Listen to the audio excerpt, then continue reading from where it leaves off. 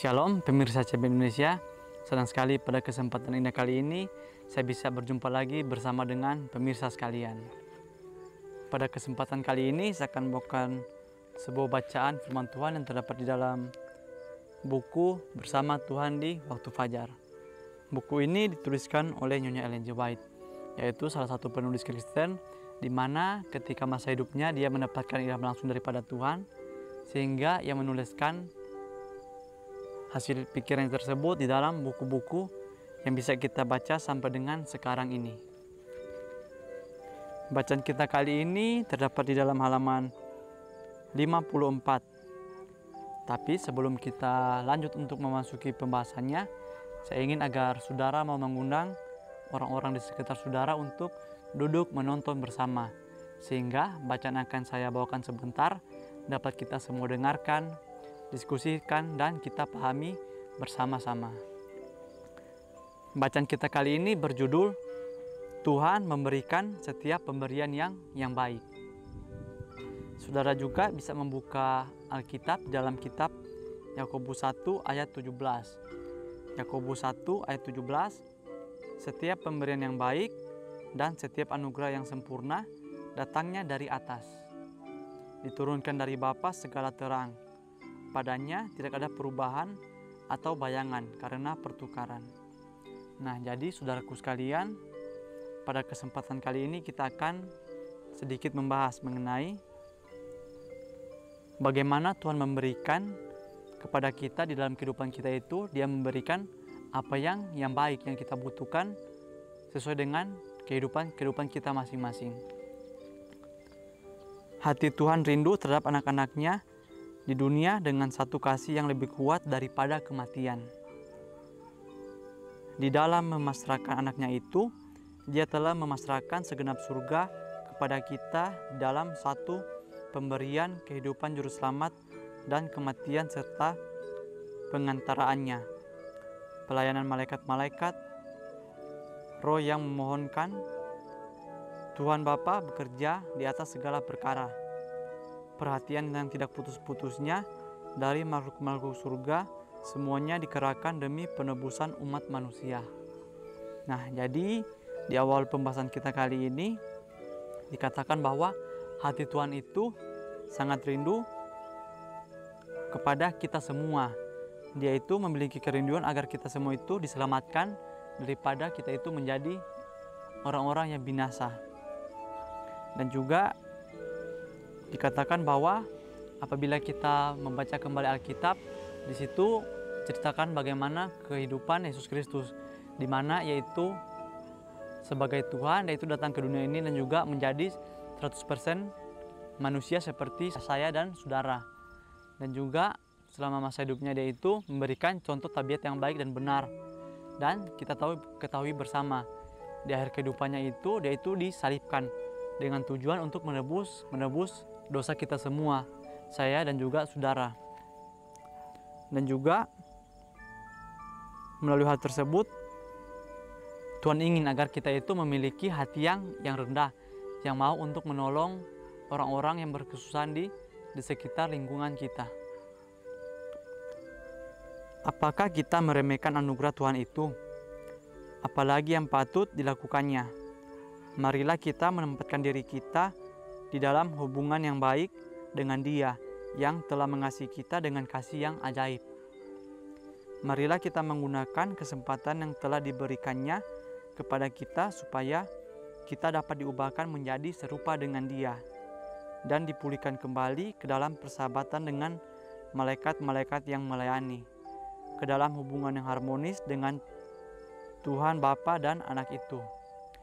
Kutipan ini diambil dari buku Kebahagiaan Sejati, halaman 22 sampai 23. Nah, di sini juga diberikan pertanyaan untuk pribadi kita masing-masing. Apakah kita meremehkan anugerah Tuhan itu? Apakah kita mau menganggap sepele penebusan yang telah dilakukan Yesus di atas kayu salib? Dan juga apakah lagi yang patut dilakukannya? Nah, jadi pemberian yang telah Yesus berikan itu merupakan pemberian yang terbesar yang diberikannya untuk kita semua. Jadi apalagi yang kita tuntut dari Tuhan. Mungkin kalau kita mengalami sedikit kesusahan di dalam kehidupan kita itu mulai mengeluh, Tuhan, mengapa saya telah melakukan begitu banyak pekerjaanmu dan kehidupan saya itu menghadapi berbagai macam masalah. Ataupun ketika kita merasa senang, kita akan selalu bersyukur dengan yang kita miliki. Tapi tanpa kita sadari, kita itu bisa hidup sampai dengan sekarang ini karena kasih kemurahan Tuhan, di mana Ia itu mau menebus kita dari dosa. Sehingga apalagi yang kita patut tuntut dari Tuhan. Contoh kecilnya ketika kita bangun di pagi hari, kita itu masih diberikan pemberian yaitu nafas kehidupan. Dan kita bisa masih melakukan tugas dan aktivitas kita masing-masing. Jadi kita itu tidak perlu lagi mengeluh dan meminta banyak permintaan kepada Tuhan. Karena kehidupan yang kita miliki saja sekarang ini sudah merupakan pemberian yang begitu besar yang Tuhan berikan untuk pribadi kita masing-masing.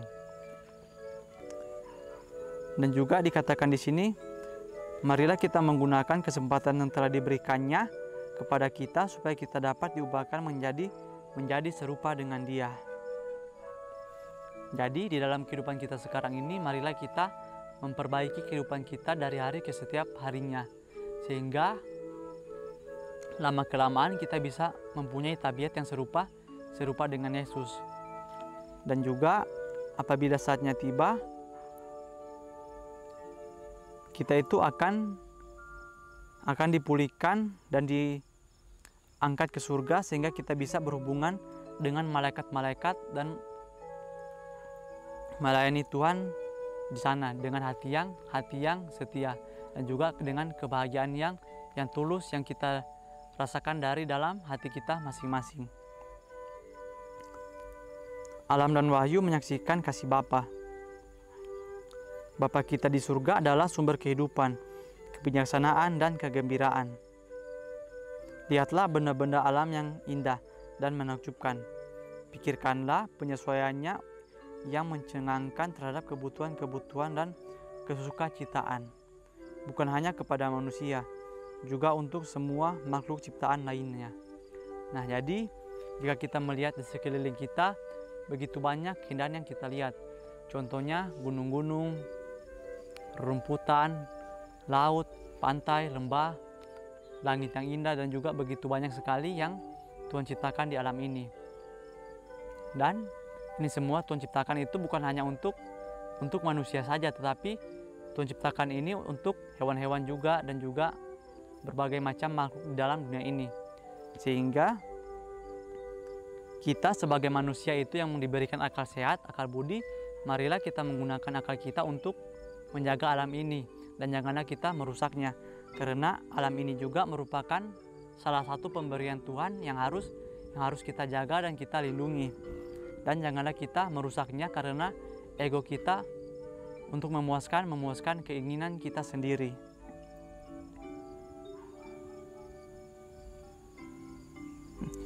Sinar matahari dan air hujan yang menerangi dan menyegarkan bumi, bukit-bukit dan lautan serta lembah-lembah, semuanya berbicara kepada kita tentang kasih Tuhan. Dunia ini meskipun sudah jatuh, bukanlah semata-mata menjadi duka dan kesengsaraan. Nah, jadi meskipun kita telah jatuh ke dalam dosa, kita itu masih diizinkan Tuhan untuk menikmati dunia ini. Dan juga Tuhan itu memberikan semua yang ada di dunia ini untuk semua orang, bukan hanya kepada orang-orang yang mau mengikutinya, tetapi alam ini diciptakan untuk semua orang. Seperti yang kita ketahui bersama, matahari itu dia terbit untuk menyinari seluruh yang ada di dunia ini, bukan hanya untuk menyinari orang-orang yang mau untuk memuji Tuhan saja, tetapi kepada semua orang. Jadi melalui hal tersebut kita juga itu harus mau untuk memancarkan kasih Yesus untuk semua orang, bukan hanya kepada orang yang berbuat baik saja kepada kita, tapi kita itu juga harus berbuat baik kepada orang yang mungkin saja pernah melakukan atau berbuat jahat kepada kita. Di dalam alam terdapat kabar-kabar pengharapan dan penghiburan. Di alam juga terdapat bunga-bunga dari pohon yang berduri dan duri-duri yang ditutupi oleh bunga-bunga mawar. Kebahagiaan Sejati halaman 9 sampai 10. Jadi di akhir pembahasan kita kali ini, kita itu diingatkan bahwa apapun yang berada di dunia ini semuanya itu Tuhan ciptakan untuk membuat kita itu menjadi pribadi yang mau bersyukur dan juga mau untuk menjadi pribadi yang peka, di mana kita itu harus membantu orang-orang di sekitar kita.